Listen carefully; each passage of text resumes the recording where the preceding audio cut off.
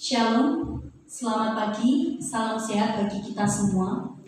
Mewakili Gembala, Majelis dan Jemaat setempat, saya mengucapkan selamat beribadah kepada Tuhan dalam ibadah raya GSPI Sumber pada hari ini. Nas pembimbing kita dalam ibadah pada pagi hari ini terambil dalam Matius 11 ayat yang ke-28. Marilah kepadaku, semua yang letih lesu dan berbeban berat, aku akan memberi kelegaan kepadamu.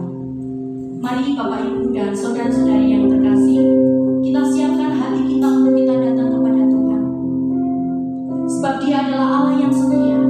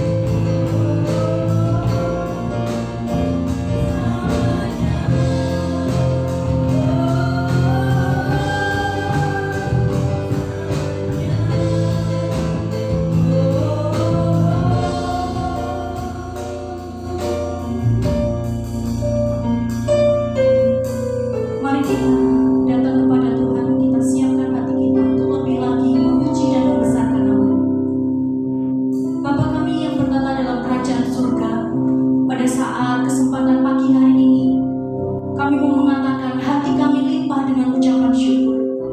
Sebab karena kasih dan perbuatan-Mu yang begitu hebat di dalam kehidupan kami. Terima kasih untuk lawatan-Mu, berkat dan pertolongan yang Tuhan terus senantiasa curahkan bagi setiap kehidupan kami. Apabila kami bersama-sama dengan keluarga kami datang kepadamu, biarlah kiranya Tuhan sucikan, kuduskan hati setiap kami, agar kehadiran kami boleh dilayakkan untuk datang kepadamu. Kami percaya sesuai dengan janji kebenaran firman-Mu, di mana 2-3 orang berhimpun dalam nama-Mu, Engkau hadir di tengah-tengah kami. Kami mau dan kami rindu untuk memuji dan memuliakan nama Tuhan, karena hanya inilah yang dapat kami berikan, yang dapat kami persembahkan kepada-Mu Tuhan. Terpujilah kasih kuasa-Mu, berkati ibadah ini dari awal, pertengahan hingga akhirnya. Biarlah nama-Mu saja yang dipuji dan dipermuliakan. Dalam nama Tuhan Yesus, kami siap untuk memuji dan memuliakan nama-Mu. Haleluya. Amin.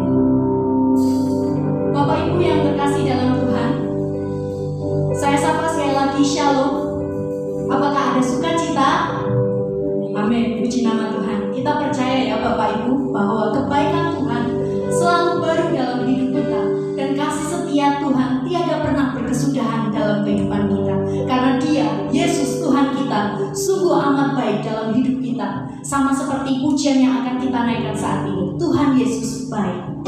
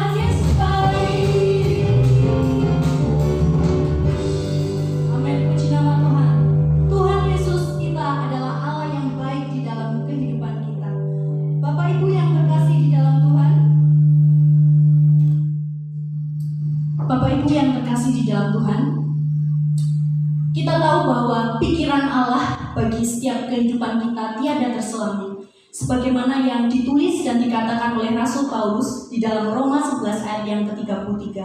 Oh alangkah dalamnya kekayaan hikmat dan pengetahuan Allah. Sungguh tak terselidiki keputusannya dan sungguh tak terselami jalan-jalannya. Allah kita adalah Allah yang berkuasa. Sehingga tidak ada yang dapat mengetahui dan mengerti pikiran Tuhan.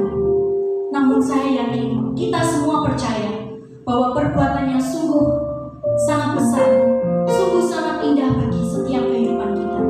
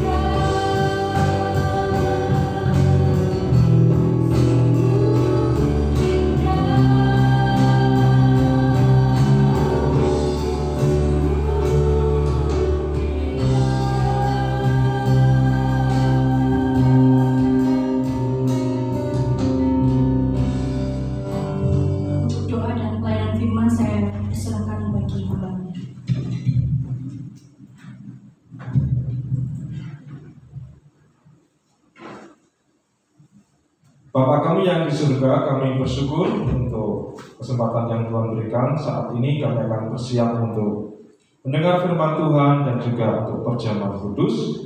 Mohon kemurahan dan berkat Tuhan menyertai kami semua. Pimpin kami yang bersama-sama beribadah Tuhan, yang satukan hati kami di dalam Yesus Kristus. Roh Kudus menolong kami semua. Anugerah-Mu besar bagi kami.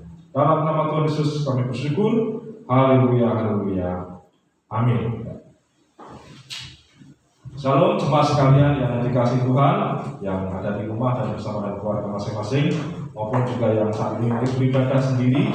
Tapi percaya bahwa apapun kondisi saat ini tidak mengurangi semangat kita dalam beribadah kepada Tuhan. Kita akan belajar firman Tuhan dan juga mengingatkan yang ada di rumah bisa dipersiapkan untuk perjamuannya supaya nanti tidak kebingungan atau tidak terlambat dalam perjamuan kudus ya. Kita akan belajar firman Tuhan. Saya beri judul pada saat ini firman Tuhan, iman yang lelah. Nah, ini agak unik karena namanya iman itu biasanya semangat. Iman itu biasanya on fire. Tapi terkadang ada kalanya kita capek beriman, ya.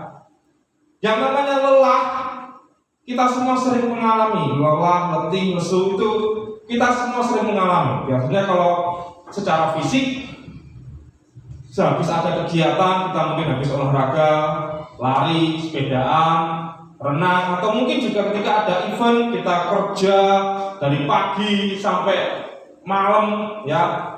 Berangkat kerja, matahari belum terbit, pulang kerja, matahari sudah terbenam lama, ya. Atau mungkin juga ketika ada acara event rewangan, hajatan, nah kita bantu entah itu keluarga, entah itu tetangga. Biasanya setelah kegiatan seperti itu kita capek, kita lelah. Nah, biasanya setelah itu kalau lelah secara fisik obatnya istirahat, tidur. Nah, tetapi juga ada yang namanya lelah secara emosi. Lelah secara emosi. Ketika kita ngomong,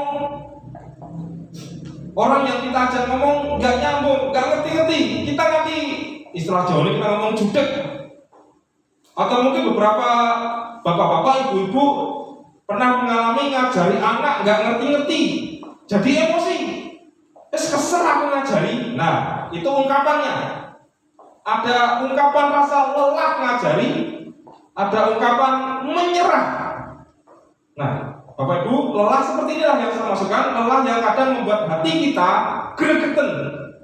Dan tak jarang ketika lelah ini menyentuh hati kita menjadi bukan lagi sekedar emosi, tapi emosional atau marah. Nah, jika lelah secara fisik itu obatnya adalah istirahat. Cuma masalahnya lelah secara hati, lelah secara emosi itu terkadang obatnya agak susah. Karena kecenderungan lelah secara emosi, lelah secara hati itu kecenderungannya merusak. Kemarahan orang tua kepada anak kadang berujung hukuman, dan hukuman yang kadang menjadi kepahitan, menjadi trauma bagi anaknya. Saya dulu pernah memberikan satu ilustrasi, satu contoh, sebuah video ketika anak kecil bermain-main dengan dahan, dengan ranting pohon yang ada di depan rumah yang jatuh, kemudian dia mencoret-coret mobil ayahnya, dicoret dengan kata-kata I love ayah, I love papa, ya. Ketika ayahnya tahu mobilnya dicoret-coret, ayahnya marah. Gak pandang, gak melihat, atau katakanlah gak gagas bahwa tulisannya itu ekspresi cinta seorang anak, I love ayah. Tapi ayahnya karena marah, gregetan dengan anaknya yang nyoret-nyoreti mobil dengan dahan. Jelas ini alamat nanti pasti agak repot untuk perbaikinya. Tetapi karena emosional ayahnya ini, tangan anaknya dipukuli dengan dahan atau ranting yang menjadi alat tulis itu. Dipukuli sampai sakit anaknya. Beberapa hari kemudian infeksi bekas pukulan itu, bekas pukulan dari ranting itu, dan lambat laun akhirnya masuk rumah sakit dan berujung amputasi. Di rumah sakit anaknya hanya bisa menangis dan merengek memohon, "Ayah, kembalikan tanganku. Aku janji tidak akan mencoret-coret lagi. Tolong kembalikan tangan." Bapak Ibu, ketika emosional, ketika marah, kecenderungannya merusak. Sekali lagi, kecenderungannya merusak. Bapak Ibu, ini yang saya katakan kondisi lelah yang sering kali kita alami, secara khusus lelah secara emosi. Kita lelah dengan keadaan, terkadang kita lelah diperlakukan tidak adil, entah di dalam keluarga atau di dalam pekerjaan. Beberapa mungkin juga kita lelah dirasani kalau itu, atau mungkin juga kita lelah ketika orang yang kita perhatikan, orang yang kita gagas, tintir lengo potro, sing dipikir ragil rumongso, itu membuat kita lelah. Kita lelah ketika kita harus berkali-kali dikandani, berkali-kali dinasehati, tetapi tidak mau mendengar, tidak mau berubah. Kita lelah ketika kita perhatian kepada seseorang, kita kunjungi, kita kasihi, tetapi nggak berubah-ubah. Kita kadang males aku, lelah. Nah, Bapak Ibu Saudara sekalian, kita akan belajar dari salah satu kisah dalam Perjanjian Lama, tokoh yang terbesar dalam bangsa Israel, yaitu Musa, di mana dia sempat mengalami juga yang namanya kelelahan secara emosi. Dan karena lelah hatinya, lelah emosinya itu, dia merusak imannya sendiri, dia merusak berkat Tuhan, dia merusak jatah yang Tuhan sediakan. Dan Musa dianggap Tuhan berdosa. Kita lihat dalam Bilangan 20 ayat 2 sampai 13. Bilangan pasal yang ke-20 ayat 2 sampai 13, saya akan bacakan. Pada suatu kali ketika tidak ada air bagi umat itu, berkumpullah mereka mengerumuni Musa dan Harun, dan bertengkarlah bangsa itu dengan Musa. Katanya, "Sekiranya kami mati binasa pada waktu saudara-saudara kami mati binasa di hadapan Tuhan." Ayat yang keempat, "Mengapa kamu membawa jemaah Tuhan ke padang gurun ini, supaya kami dan ternak kami mati di situ? Mengapa kamu memimpin kami keluar dari Mesir untuk membawa kami ke tempat celaka ini, yang bukan tempat menabur, tanpa pohon ara, anggur, dan delima, bahkan air minum pun tidak ada?" Maka pergilah Musa dan Harun dari umat itu ke pintu kemah pertemuan, lalu sujud. Kemudian tampaklah kemuliaan Tuhan kepada mereka. Tuhan berfirman kepada Musa, ayat 8, "Ambillah tongkatmu itu, dan engkau dan Harun kakakmu harus menyuruh umat itu berkumpul. Katakanlah di depan mata mereka kepada bukit batu itu supaya diberi airnya. Demikianlah engkau mengeluarkan air dari bukit batu itu bagi mereka dan memberi minum umat itu serta ternaknya." Lalu Musa mengambil tongkat itu dari hadapan Tuhan seperti yang diperintahkannya kepadanya. Ketika Musa dan Harun telah mengumpulkan jemaah itu di depan bukit batu itu, berkatalah ia kepada mereka, "Dengarlah kepadaku, hai orang-orang durhaka, apakah kami harus mengeluarkan air bagimu dari bukit batu ini?" Sesudah itu Musa mengangkat tangannya lalu memukul bukit batu itu dengan tongkatnya 2 kali. Maka keluarlah banyak air sehingga umat itu dan ternak mereka dapat minum. Tetapi Tuhan berfirman kepada Musa dan Harun, "Karena kamu tidak percaya kepadaku dan tidak menghormati kekudusanku di depan mata orang Israel, itulah sebabnya kamu tidak akan membawa jemaah ini masuk ke negeri yang akan kuberikan kepada mereka. Itulah mata air Meriba, tempat orang Israel bertengkar dengan Tuhan dan ia menunjukkan kekudusannya di antara mereka." Mohon dicatat, ini tempatnya namanya Meriba. Di ayat 8 Tuhan sudah berpesan, "Kamu ngomong pada batu itu untuk keluar air." Tetapi di ayat 11 Musa memukul batu itu dengan tongkat bahkan 2 kali. Dan sebelumnya Musa mengomentari, dengarlah kepadaku hai orang-orang durhaka. Ya, Bapak Ibu, perhatikan detail kisah ini. Untuk kesekian kalinya umat Israel bertengkar, bahkan mereka mengepung Musa, mengerumuni Musa, mereka marah dengan Musa. Bahkan kata-kata Israel ini cukup cerdas, Bapak Ibu. Ini kalau dalam tata bahasa namanya sarkastis. Sarkastis itu mengejek, menghina, nyinggung dengan cara yang cerdas. Karena dikatakan, sekiranya kami mati binasa, pada waktu saudara-saudara kami mati binasa, ngapain juga Tuhan dan Musa ini bawa kami ke padang gurun? Apakah hanya demi untuk mengubur masa kami di tempat ini? Nggak ada air, nggak ada tanaman, nggak bisa nabur, nanam nggak bisa, nandur nggak bisa, gardening ya, berkebun nggak bisa, nggak ada pohon ara, anggur nggak ada, delima nggak ada, air minum saja lah nggak ada. Mereka istilahnya mengejek, menghina Musa. Ngapain kamu ada di sini? Sekiranya kami mati saja. Kata-kata mereka, sikap mereka itu sebagai bentuk kekecewaan. Mereka lelah dengan keadaan, lelah dengan padang gurun, lelah dengan kehausan, lelah dengan panas, lelah dengan ketidaknyamanan, lelah dengan cara Tuhan yang gak jelas. Kapan datangnya, kapan sampainya ke tanah perjanjian, Tuhan gak jelas, Tuhan bulet-bulet. Itu yang menjadi kelelahan orang Israel. Mereka ingin cara yang cepat, cara yang dasar, tekan tujuan, udahlah. Dan Bapak Ibu, kelelahan Israel ini, kelelahan orang Israel itu ternyata menular ke Musa. Musa pada awalnya sikapnya masih kepalanya dingin. Ketika dia dikerumuni, dia nggak bicara apapun. Dia hanya bangkit, berdiri, kemudian cari Tuhan, masuk ke pintu kemah pertemuan, sujud, cari petunjuk Tuhan. Tuhan, aku diwaduli, Tuhan, aku diajak padu, Tuhan, mereka sambat lagi Tuhan.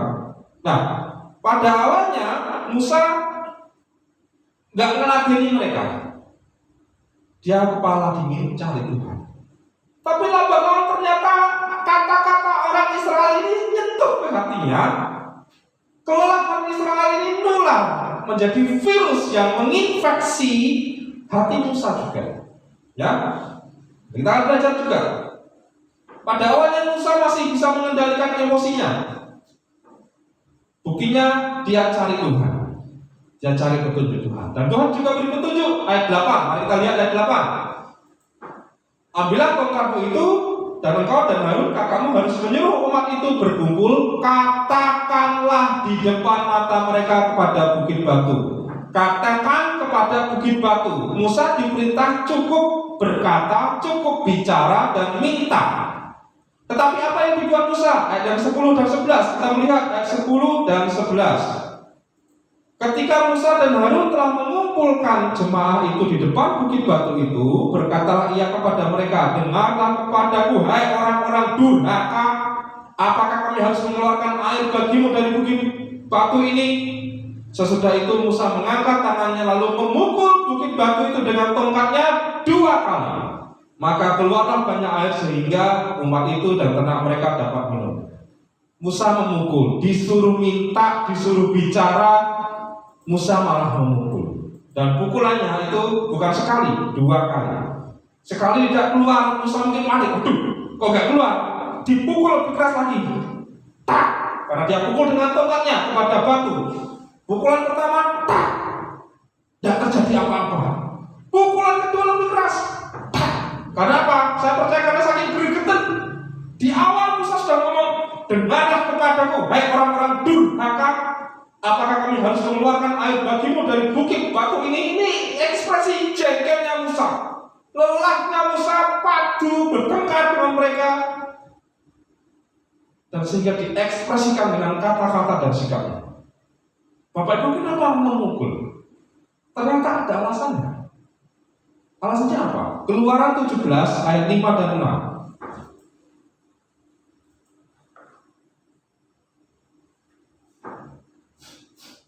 Keluaran 17 ayat 5 dan 6. Berfirmanlah Tuhan kepada Musa, berjalanlah di depan bangsa itu dan bawalah beserta engkau beberapa orang dari antara para tua-tua Israel. Bawalah juga di tanganmu tongkatmu yang kau pakai memukul sungai Nil dan pergilah. Maka aku akan berdiri di depanmu di atas gunung batu di Horeb. Haruslah kau pukul gunung batu itu dan dari dalamnya akan keluar air, sehingga bangsa itu dapat minum. Demikianlah diperbuat Musa di depan mata tua-tua Israel. Bapak Ibu, saya katakan seperti ini. Sebenarnya ya, Musa sudah pernah mengalami kejadian ini. Tempatnya sama, yaitu Meriba. Keluaran 17 ayat 5 dan 6 ini tempatnya namanya juga sama, Meriba. Orangnya sama, yaitu ikut terus. Kasusnya juga sama, gak ada air lagi. Ya, jadi sekali lagi, tempat sama, orang sama, kasus yang sama, kondisi yang sama. Musa pernah mengalami ini di Keluaran 17 dan di Bilangan 20 Musa mengalaminya lagi. Nah, Bapak Ibu, saudara sekalian, apa yang dibuat Musa? Musa mengingat peristiwa ini. Musa mengingat pengalaman di Keluaran ini. Musa mengingat masa lalu. Saya percaya di dalam hati Musa, karena dia marah ya, dia emosi pada orang Israel. Dia tahu firman Tuhan. Tuhan ngomong kepada Musa bahwa cukup minta kepada gunung batu ini ya, tetapi Musa memukul. Kenapa sampai memukul? Karena pengaruh emosi Musa. Firman Tuhan yang jelas untuk meminta, tetapi gara-gara faktor emosi dan lelah hati Musa, dia yang diingat adalah kejadian di masa lalu. Bapak Ibu, mungkin kita bertanya, Tuhan, kenapa nggak pakai cara yang seperti dulu saja? Kenapa nggak seperti yang di Keluaran 17 juga ditutup wae, dipukul saja? Bapak saudara sekalian, inti proses di padang gurun adalah Tuhan ingin ajarkan Israel bahwa hidup karena firman. Hidup karena firman, bukan pengalaman. Hidup karena iman kepada Tuhan, hidup karena firman kepada Tuhan, bukan pengalaman. Tuhan Maha Kreatif.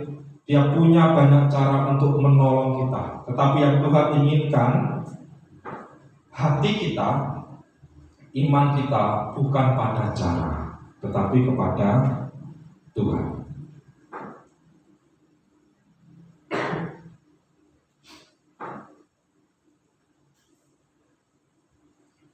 Bapak Ibu, Musa dalam sekejap dia kehilangan iman kepada Tuhan. Karena dia beralih kepada masa lalu. Dia beralih pada pengalamannya. Dan bahkan kita cermati detail cerita ini, sampai dipukul 2 kali, Bapak Ibu. Sampai dipukul 2 kali. Dan bersyukur Tuhan panjang sabar. Bisa dibayangkan kalau Tuhan jengkel, lelah dengan Musa dikandani raiso loh ya.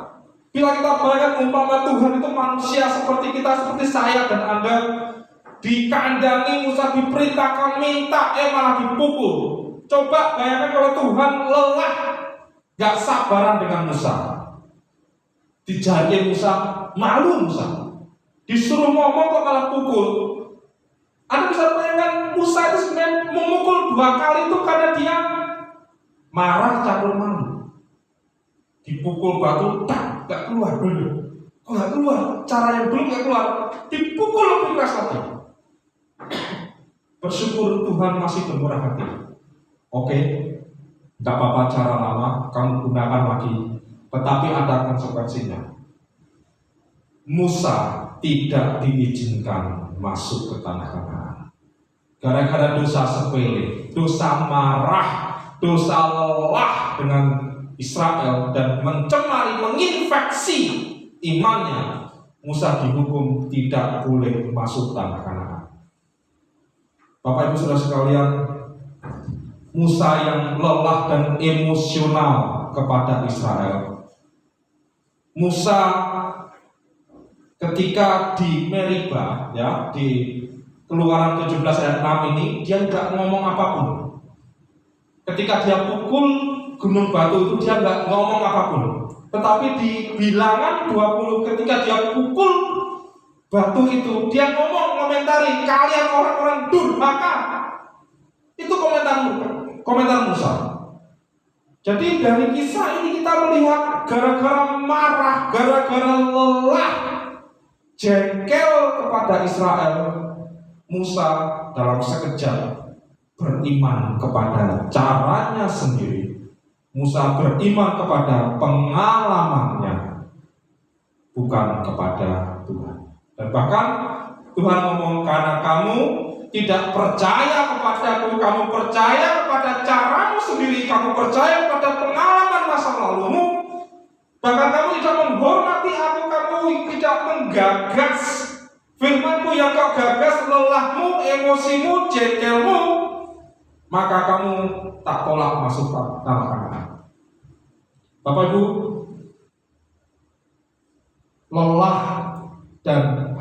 lelah hati atau emosi Musa akhirnya menjadi bumerang bagi Musa sendiri. Hari-hari ini mari kita juga jaga hati kita. Kita lelah memang, tapi mari tetap jaga hati, jaga iman. Kita lelah dengan keadaan, lelah dengan pandemi, semua serba dibatasi, usaha dibatasi. Kita lelah dengan masalah, kita lelah, kita kecewa, kita capek berharap, bahkan kadang kita malas. Doa terus, iman saja. Kadang itu menjadikan kita lelah juga. Nah, Bapak Ibu, ada yang lelah dengan sakit penyakitnya, bertahun-tahun sakit, gak sembuh-sembuh. Ada yang lelah dengan kondisi keuangannya, hutang gak lunas-lunas, masalah gak tuntas, masalah keuangan gak tuntas, malah tambah lagi. Lelah dengan istri, lelah dengan suami, lelah dengan anaknya, lelah bertengkar terus dengan orang tuanya. Ada juga yang mungkin lelah dengan orang lain, dengan temannya yang berujung pada kepahitan, trauma. Bapak Ibu, kita semua sering mengalami hal ini. Kita lelah secara emosi. Dan musuh obat kelelahan itu hanya satu, iman. Kalau kita punya iman kepada Tuhan, saya percaya tidak lelah untuk berharap kepada Tuhan. Hari ini firman Tuhan memimpin kita untuk kita jujur di hadapan Tuhan. Katakan secara jujur, Tuhan, aku lelah. Bahkan kadang untuk beriman kepada Tuhan pun kadang aku capek, kadang ragu. Jalan maupun cara Tuhan gak kunjung tiba, gak jelas. Pimpinan Tuhan juga gak datang-datang. Hanya disuruh doa, doa dan doa. Disuruh iman, iman dan iman, gak tuntas Tuhan, gak selesai. Kita disuruh untuk sabar, sabar, sabar. Habis Tuhan kesabaran. Mari kita belajar dari Markus 9. Salah satu firman Tuhan yang ketika saya baca firman Tuhan sangat berkati kita, betapa ada kejujuran di sana. Markus 9 ayat 21, 20 sampai 24. Lalu mereka membawanya kepadanya. Waktu roh itu melihat Yesus, anak itu segera digoncang-goncangnya, dan anak itu terpelanting ke tanah dan terguling-guling, sedang mulutnya berbusa. Lalu Yesus bertanya kepada ayah anak itu, sudah berapa lama ia mengalami ini? Sejak masa kecil. Nanti dulu. Sejak kecil anaknya sakit. Sakitnya sakit kerasukan. Bapaknya sudah habis-habisan harta untuk mengobati, nambani, gak sembuh-sembuh. Capek Bapak Ibu orang tua ini. Sejak kecil anaknya sakit. Dia lelah dengan sakitnya. Dia lelah dengan kondisi anaknya. Dia lelah, hartanya tergerus habis. Bahkan kelakuan atau kerasukan yang dialami oleh anaknya ini membuat semedot hati orang tua. Mari kita lihat kembali ayat 22 sekarang. 22 dan seringkali roh itu menyeretnya ke dalam api ataupun ke dalam air untuk membinasakannya. Sebab itu jika engkau dapat berbuat sesuatu, tolonglah kami dan kasihanilah kami. Jawab Yesus, katamu jika engkau dapat, tidak ada yang mustahil bagi orang percaya. Nah, perhatikan ekspresi orang ini. Katamu jika engkau dapat. Tuhan menantang iman. Tuhan menantang iman orang ini. Bapak Ibu permisi kata, saya mungkin ngomongnya kalau dengan bahasa Jawa atau pena. Bapak ini berkata kepada Tuhan, umpama panjenengan saged nyuwun tulungan. Umpama nek aku iso. Kamu percaya gak sebenarnya aku iso? Kok umpama? Masih ragu-ragu kan? Nah, itulah ungkapan Tuhan Yesus yang menantang. Jangan lelah untuk berharap, jangan lelah untuk percaya, jangan lelah untuk yakin bahwa kesembuhan, pemulihan terjadi dalam Tuhan Yesus. Ayat 24, kalian 24, segera ayah anak itu berteriak. Ini bukan lagi ngomong lembut enggak, tapi berteriak bahwa ya Tuhan, aku percaya. Tolonglah aku yang tidak percaya ini. Tolonglah aku yang tidak percaya ini. Sekarang Bapak Ibu, ayah anak ini sudah capek sebenarnya, sudah lelah. Dia kemana-mana cari pengobatan anaknya dan nggak sembuh-sembuh. Dia sebenarnya malas dan kurang yakin dengan tindakannya ini, sehingga dia berkata, seandainya engkau dapat Tuhan, dan Tuhan menantang iman orang ini, kamu ngomong aku dapat, dapatkah? Tidak ada yang mustahil bagi orang yang percaya. Sehingga dia berkata, tolong aku yang nggak percaya ini, tolong aku yang lelah percaya ini. Bapak Ibu, dia jujur. Dia jujur dengan hatinya. Dia jujur bahwa dia kadang gak percaya. Dan dia minta tolong supaya dibuat percaya.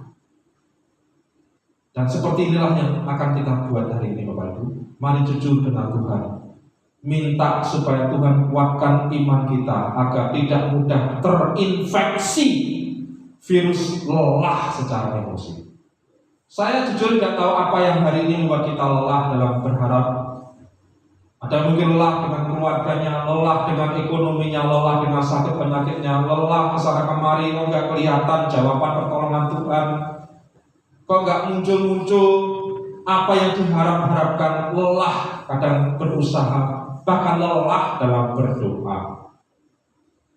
Bapak Ibu, jika untuk melawan virus dan penyakit kita memperkuat daya tahan tubuh atau imun kita, jika kita lelah secara hati, lelah secara emosi, obatnya hanya satu. Minta tolong Tuhan perkuat iman kita. Minta tolong Tuhan perkuat iman kita. Tuhan Yesus memberkati. Amin. Kita akan siapkan hati kita untuk perjamuan kudus.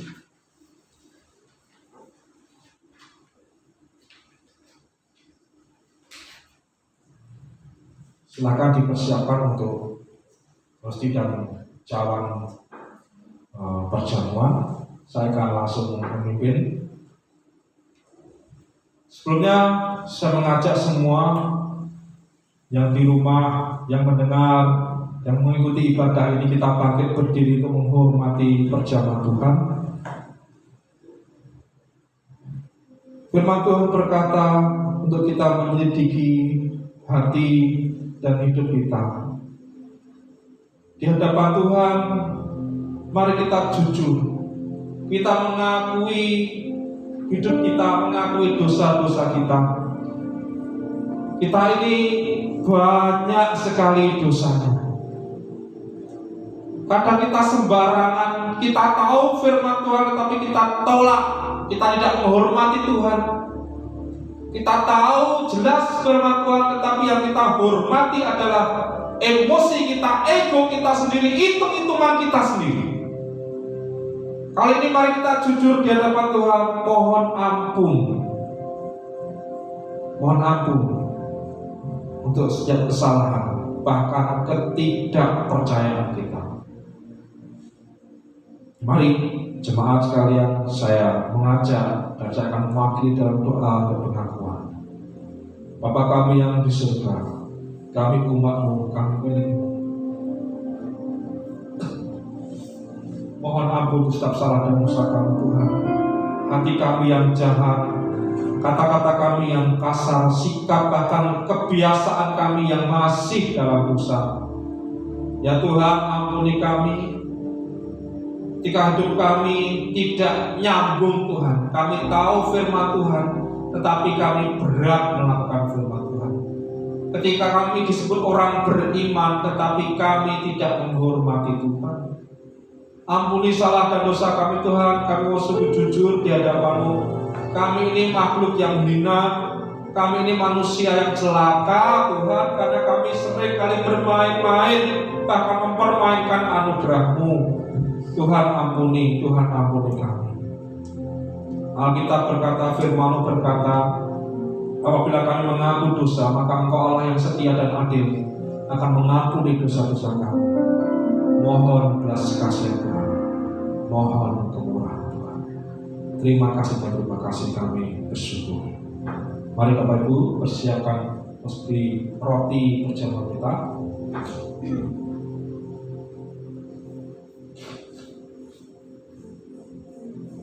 Angkat roti di tangan kita dan kita bersyukur kepada Tuhan. Roti ini melambangkan tubuh anak domba Allah yang diserahkan untuk mengganti hidup kami yang penuh dengan hutang maut. Engkau menanggung kutuk tanggungan kami. Engkau mengangkut dosa-dosa kami. Kami yang semula berat karena begitu banyak tanggungan dosa, tetapi beban berat itu Tuhan ringankan oleh karena kemurahan. Dan roti ini Tuhan melambangkan persekutuan kami dengan-Mu.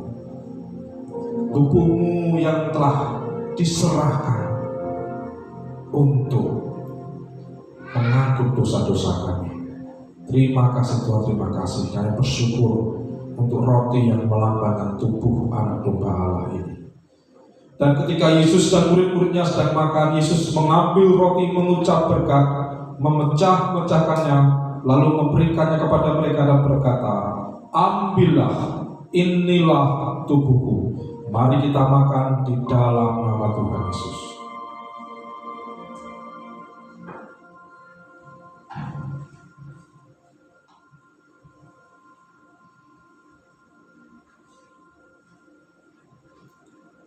Kita angkat cawan anggur di tangan kita dan kita bersyukur kepada Tuhan. Cawan ini melambangkan darah anak domba Allah yang dicurahkan, membersihkan dosa kami, menyucikan hidup kami yang kotor dan najis. Kami ini sebenarnya berpenyakitan karena dosa-dosa kami, tetapi oleh kuasa bilur-bilur darah Kristus Yesus kami disembuhkan. Kami menjadi ciptaan baru, diperbarui dalam Kristus Yesus Sang Penebus kami. Kami bersyukur kepada-Mu Tuhan, oleh karena kasih-Mu, oleh karena kuasa darah-Mu. Setelah itu ia mengambil cawan, mengucap syukur, lalu memberikannya kepada mereka, dan ia berkata kepada mereka, inilah darah-Ku, darah perjanjian yang ditumpahkan bagi banyak orang. Mari kita minum dalam nama Tuhan Yesus.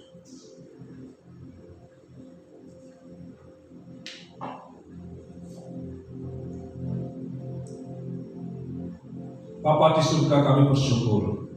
Perjamuan yang telah kami ikuti mengingatkan kami akan perjanjian kekal, akan kasih-Mu, akan pengorbanan Tuhan. Terima kasih Tuhan, terima kasih. Kami milik-Mu, kami umat. Di dalam nama Tuhan Yesus kami bersyukur. Haleluya, haleluya. Amin. Tuhan Yesus memberkati. Saya persilakan kembali kepada worship leader.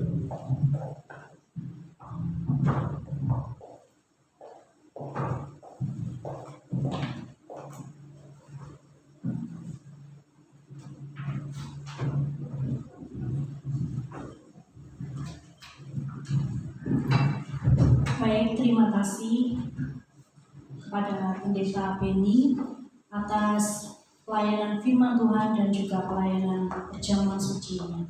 Tuhan Yesus memberkati kita sekalian. Sebelum kita akan menutup rangkaian ibadah kita pada saat pagi hari ini, saya akan menyampaikan beberapa pokok warta jemaat. Yang pertama, ibadah minggu depan masih menunggu himbauan dari pemerintah. Kita terus dukung dalam doa supaya segala sesuatu baik yang berkaitan dengan pandemi ini segera berakhir, sehingga kita boleh bersama-sama bertemu secara tatap muka di tempat ini. Yang kedua, persembahan bisa dikirim ke rekening gereja, bisa juga dikumpulkan di gereja atau langsung disetorkan ke bendahara gereja. Terima kasih untuk persembahan Bapak Ibu dan jemaat sekalian. Tuhan Yesus yang membalas dan memberkati. Jangan lupa tetap perhatikan dan juga tetap menerapkan prokes dimanapun kita berada. Sekian dari saya, salam sehat, selamat hari Minggu, selamat berakhir pekan. Tuhan Yesus memberkati kita sekalian. Tetap jaga imun, tetap jaga iman. Kita akan menutup rangkaian ibadah kita, namun sebelumnya kita akan bersama-sama menaikkan pokok doa syafaat kita bagi bangsa dan negara. Setelah itu, doa penutup dan doa berkat akan dilayani oleh Bapak Pendeta B.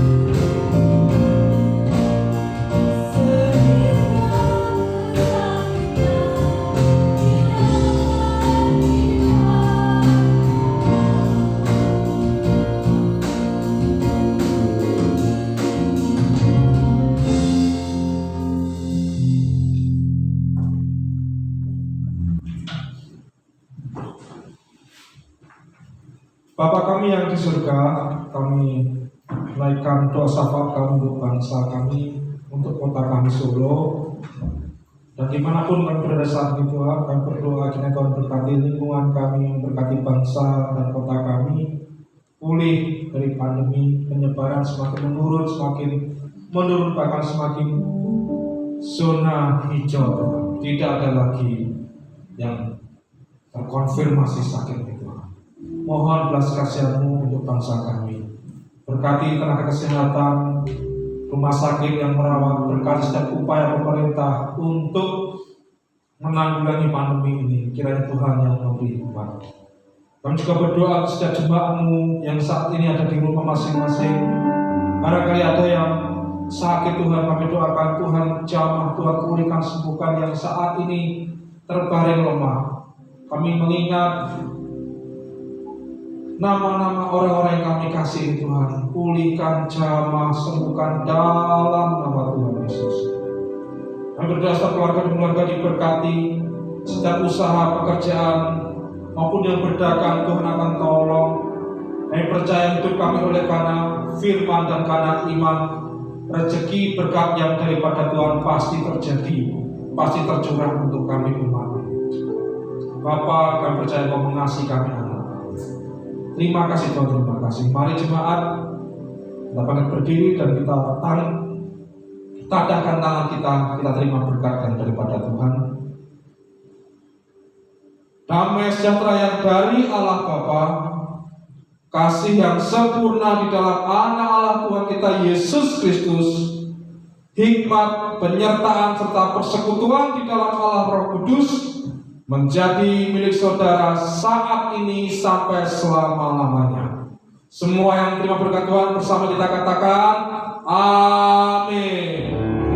Bapa